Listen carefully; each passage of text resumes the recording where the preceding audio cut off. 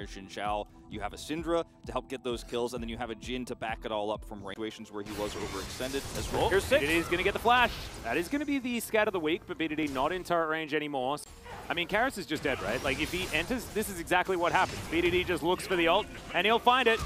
Dread now just going to flash on in, finds himself the Q, and finishes off the kill. That is first blood going over to Dread, and we saw it coming a mile away. Look to try and get in there, but you can see Karras still rotating over. Inside track there for Canna as well, who's on full health, still on fleek, looking to try and get in there. Flashes forward, looks for BDD, gets the flash out, and the dredge line is there to save the mid laner. Effort now trying to do what he can, but the rest of Hanwha Life have moved on over. Ghost tries to get the AoE, but now it's Dudu that's trying to get in there. Ghost with the zap, can he actually make something happen? And the snipe from Sam D!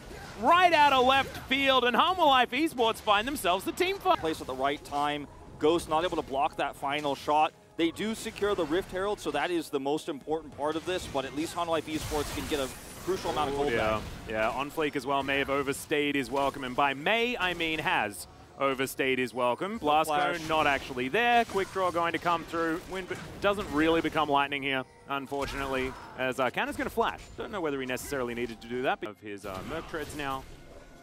And the Rift Herald actually going to go down in that mid lane as Effort. I don't think knows that On Fleek is here. Audacious Charge does get on through as there's the dredge line. That is going to get Effort out of there. Pretty nicely done. And Shelly is actually not going to give BDD any gold that we saw the Tryndamere comp have last time, which was being able to also have that later game in shuttle, but the vision pretty good for Hanwha Life. Top side, that is going to deter Dread. Now Effort in a bit of trouble here. Vista taking a lot of damage as On Fleek tries to get on down. They get the flash out as now Flash comes forward, and yeah, you were underneath your turret a second ago, Karras, and now you're on the other side of the map.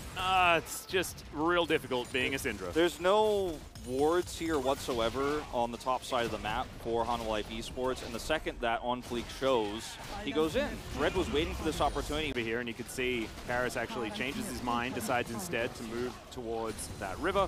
It's not going to be done in time as the Q is going to connect onto On Fleek. He's actually flashing forward, looking for a little bit more as Canna might be in trouble here. Collateral damage comes down, doesn't get over the wall though. Does still have his flash, and actually with that grid, he's pretty tanky. Dread dives back in once again, and they take down the Xin Zhao. That's the second kill, and this is the Nongshim team fighting that we were looking forward to seeing finally. Happening, so they had to get out of there, but that feels real bad. Nothing is going right for Hanwha Life Esports in this game, and Nongshim are going to grab their second break.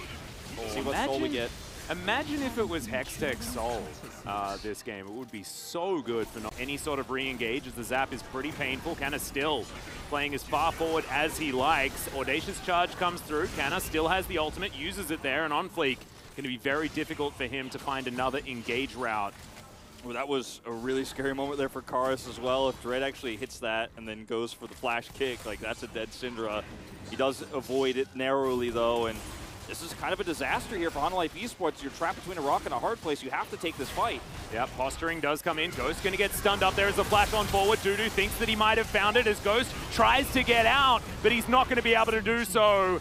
Still, it's 2 kills going over to Nongshim here as Dudu doesn't have that Undying Rage anymore. BDD gets over the wall. I don't even think he wanted to there, but he's like, oh, well, I guess I'll just take the long way around. Dread, though, he's going to be all right. Has to flash out of the way, though, as it's a good stopwatch still. Canna is a one-man wrecking crew, destroying everyone on Hanwha Life Esports, and as soon as that ult wears off, the Tryndamere not quite as valuable. He just not enough, even with a really nice follow-through from Dudu there. And they're going to respect it. It's an easy turn here as soon as you see that the teleport's coming through from the Syndra. All right. Oh, that's a great stun. Dudu tries to get over the wall. Not quite there. Max range on the dredge line, though, and goodbye, Rakan. Ghost now free hitting onto Dudu, who understands that 4 versus 5, they're not going to be able to make it work. And off that pick, it could just mean Baron. You know, 5 or 6 seconds is a winning one for Nongshim. They have better throughput. Well, Curtain Call going to come in. This could be the last bastion of hope for stopping this Baron, but Sam D not going to be able to find enough damage there. Dredge line's good. Dudu will have to ult, and there's the ultimate from BDD. The Emperor's Divide really splitting up Hanwha Life. He takes the Jhin out of the fight. Dread also able to clean up the Syndra, and BDD just swag walks his way out. They'll take a Baron now as well to augment this, and Nongshim, yeah, I think they're going to win this game. Oh, definitely so. This Baron leads to a free push. Should be able to get at least 1 inhibitor from this. Then you have, at the perfect timing, the ability to control that Ocean Soul. BDD, unfortunately, kind of throwing his life away there as Canna dives on in, grand exit from Vista, and now Canna might be in trouble.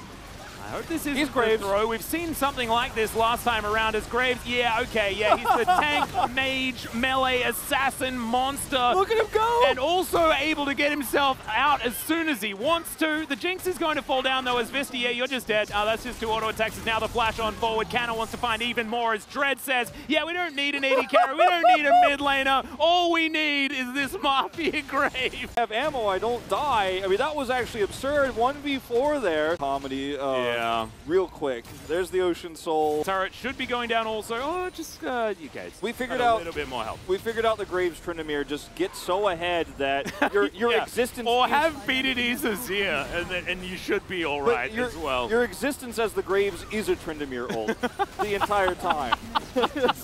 so that's how you trump him. Yeah. It just says Undying Rage. You guys just can't see it. Just look a little bit closer. It's a passive. Although it is playing with their food just a little bit, Vista might be able to come on over, and it looks like the man advantage is true for Hanwha Life Esports. Good CC as BDD just says goodbye to them and then exits the fight completely. Dudu now with the Undying Rage won't have it available for the next fight as in goes Drake, gets knocked up beautifully by Vista. That was a great play to try and save his top laner as Dread. Yeah, I don't know. That was, just a little bit too much. He's just letting Connor win the game. In the meantime, Tanner is taking the Nexus turrets. He's done with this one. He's like, what are we doing still playing this game? We've got game 2 to win as well. As Karis now going to have to go back to his fountain. The Nexus turret number 1 does go down. BDD had teleported back into this one, and now the Nexus is exposed. Ghost going golden because he had a stopwatch, and he may as well use it.